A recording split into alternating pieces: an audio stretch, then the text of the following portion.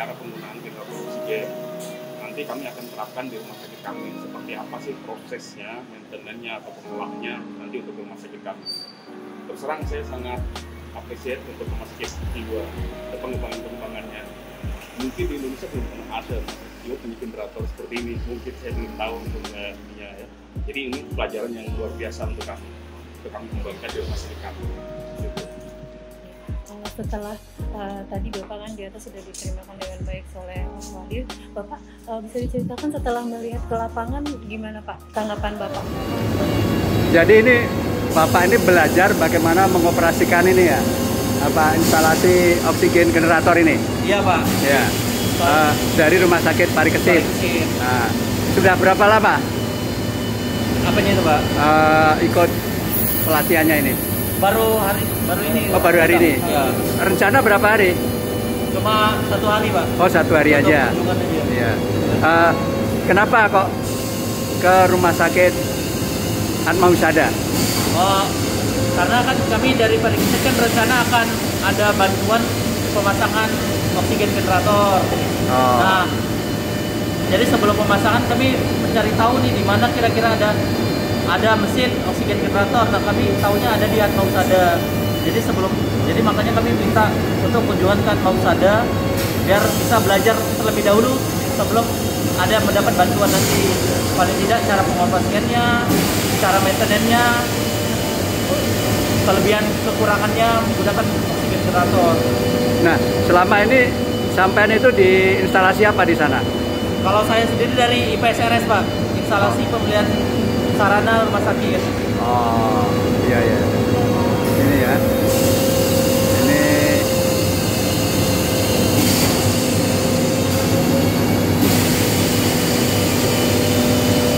ya. Jauhara Effendi Channel. Hari ini saya melihat ada pegawai dari Rumah Sakit Parikesit Tenggarong yang ada 7 orang yang belajar bagaimana proses oksigen generator itu bisa jalan. Jadi oksigen generator ini memproses oksigen dari luar ya tanpa memakai liquid. Tentu yang digunakan untuk memproses adalah pakai listrik ya, pakai listrik. Nah, hasil dari oksigen murni ini disalurkan melalui pipa-pipa ke instalasi-instalasi yang ada di RSD Atmahusada, dan sebagian juga bisa diisikan di tabung-tabung yang nanti bisa secara refill ya. Ya. Apa? Bisa pakai helm. Total stressnya 30. Ya. Itu udah dibagi ya.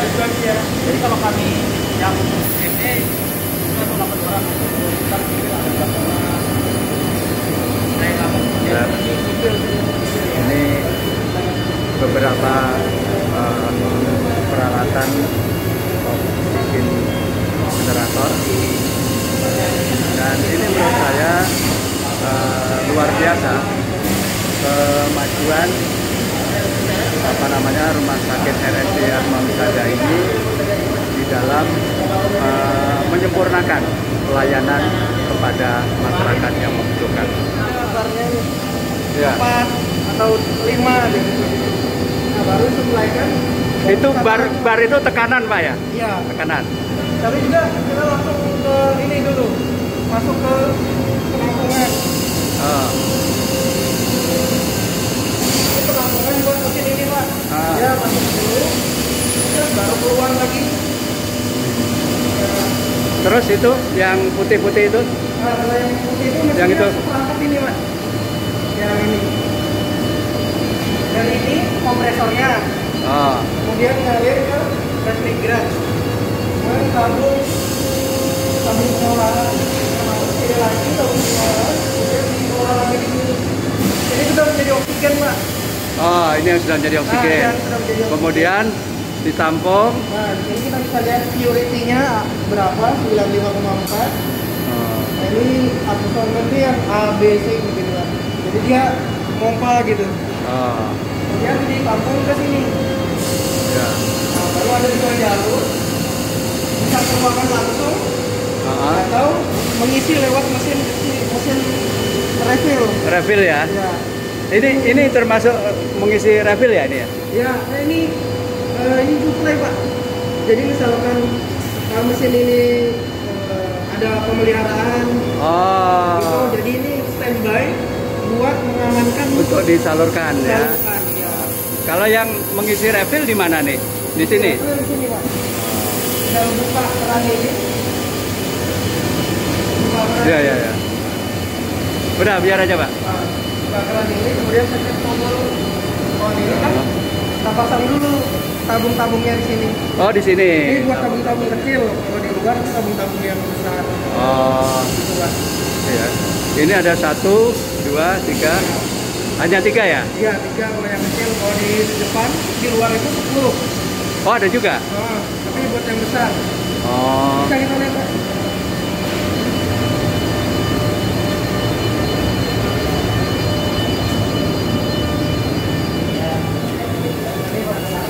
Oh ini ya. Ini biar memudahkan aja sih. Iya, Biar iya. memudahkan kita naruh-naruh Wah. apa tabungnya, jadi dibuat 10 mata di luar. Iya, Dibuat iya. demikian juga Pak.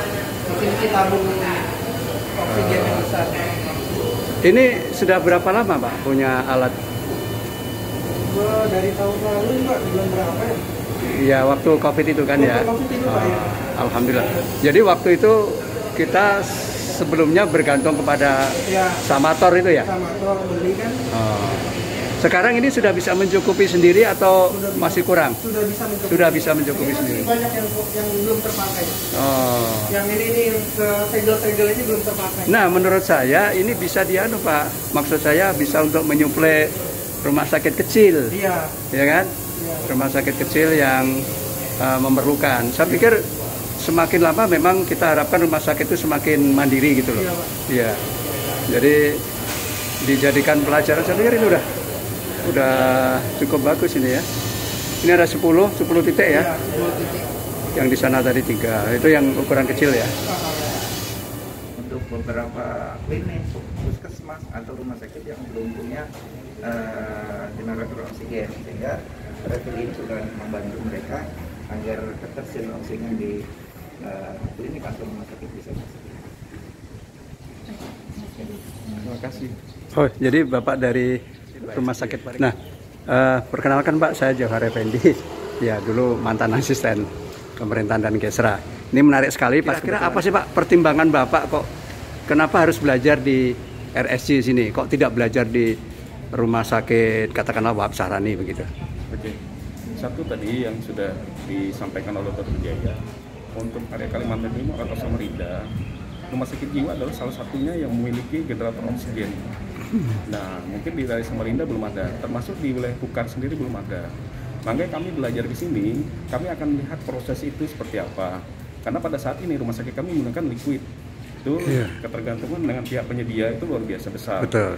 Terutama di masa pandemi kemarin. Itu kita agak was-was. Kalau misalnya stok kita kosong itu, kita gimana mencari oksigen? Yang seperti ini, kita tidak ketergantungan lagi. Iya, iya. Artinya apa? Kita bisa produksi sendiri.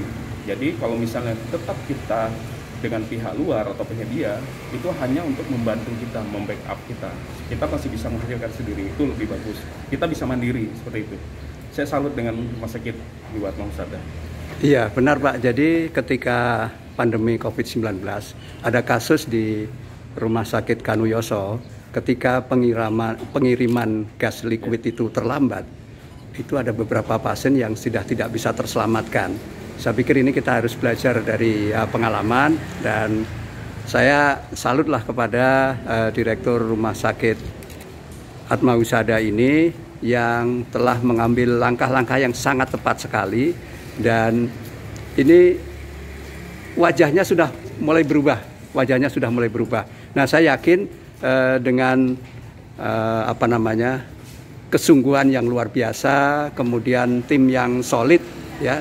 Tentu bagaimanapun ini kan merupakan kerja bersama. Nah, bagaimana direktur rumah sakit ini memberikan arahan, ya, guideline kepada staf agar menjadi tim yang kuat. Kemarin saya sempat hari Jumat diminta untuk bicara tentang inovasi dan saya lihat sudah cukup kuat. Tetapi memang ini menurut saya perlu dukungan pemerintah. Jadi ketika rumah sakit ini sudah berubah wajahnya, ya tentu pagu anggaran itu jangan kaku, jangan seperti yang sudah-sudah, tapi lihatlah apa perubahan yang sudah dilakukan oleh rumah sakit. Nah, ini memang perlu bagaimana meyakinkan semua pihak, termasuk juga dengan tentu saja dengan DPRD ya. Sekali lagi terima kasih Pak, dan tolong sampaikan kepada warga masyarakat terutama di Kukar bahwa rumah sakit jiwa ini sudah brandnya itu sudah berubah dibandingkan di masa-masa lalu. Makasih Pak. Pak Saiful Anwar Pak ya. Iya. Assalamualaikum warahmatullahi wabarakatuh. Para pemirsa Jauhar Effendi Channel. Hari ini tadi saya sempat melihat ada 7 orang staf dari Rumah Sakit Parikesit Tenggarong yang belajar tentang bagaimana proses membuat oksigen dari namanya oksigen generator ya. Nah, saya minta tanggapan ini di hadapan saya ada Pak Dr. Jaya Mualimin, Direktur Rumah Sakit RSJ Atmahusada. Pak, benarkah bahwa di Samarinda ini yang punya alat oksigen generator ini hanya rumah sakit jiwa? Iya, betul. Jadi ketika awal pandemi kan memang oksigen ini penting. Karena bagaimanapun COVID-19 ini menyerang saluran pernapasan sehingga menyebabkan kita harus bagaimana caranya agar oksigen ini tersedia. Dan pada awalnya rumah sakit Atmahusada yang memang memutar otak bagaimana caranya. Dan alhamdulillah kita dapat alatnya dan kita pasang ya, yang memang awalnya 50 liter tapi karena kekurangan ketersediaannya kurang, akhirnya kita tambah ya, yang 500 liter per menit dan alhamdulillah sekarang sudah ada. Dan menurut penyedianya memang di Kota Samarinda satu-satunya yang punya generator oksigen yang bisa mandiri memproduksi oksigen tanpa penyediaan dari luar. Iya, ya tadi saya melihat di lapangan di luar itu untuk refill itu disediakan ada 10 titik. Kemudian yang tabung kecil itu ada 3 titik. Menurut saya ini bagus sekali dikembangkan. Mudah-mudahan inilah sebenarnya kalau manusia pembelajar itu harusnya memang melihat sebuah peristiwa itu dijadikan media untuk pembelajaran. Jadi kalau kita bergantung katakanlah tadi yang liquid gitu ya, dari pemasok tertentu. Nah, ketika ada hambatan apalagi ya kita belum tahu ya, mudah-mudahan memang tidak terjadi, tetapi setidaknya ini untuk menciptakan ketenangan dan paling tidak ini menjadi efisien rumah sakit ya Pak ya, karena menjadi murah karena bisa dipasok oleh rumah sakit sendiri. Kira-kira harapan Bapak ke depan seperti apa Pak? Ya, melihat harapan perkembangan saya ini? Memang kita terus mengembangkan layanan yang cepat, kemudian mudah, murah bagi masyarakat, termasuk juga kami menyediakan juga untuk lingkungan di beberapa klinik atau puskesmas atau rumah sakit yang memang belum punya instalasi oksigen sendiri. Ya, kami siapkan refill, silakan untuk teman-teman sejawat atau klinik atau puskesmas yang memerlukan refill. Kami sudah menyurati juga ke seluruh klinik yang ada di Kota Samarinda, termasuk rumah sakit tipe D ataupun tipe C yang belum punya. Karena rata-rata seperti Yoso sudah punya, cuman masih menggunakan oksigen liquid. Iya. Baik, terima kasih Pak. Sukses selalu dan tentu jangan pernah berhenti untuk melakukan inovasi. Amin. Terima kasih.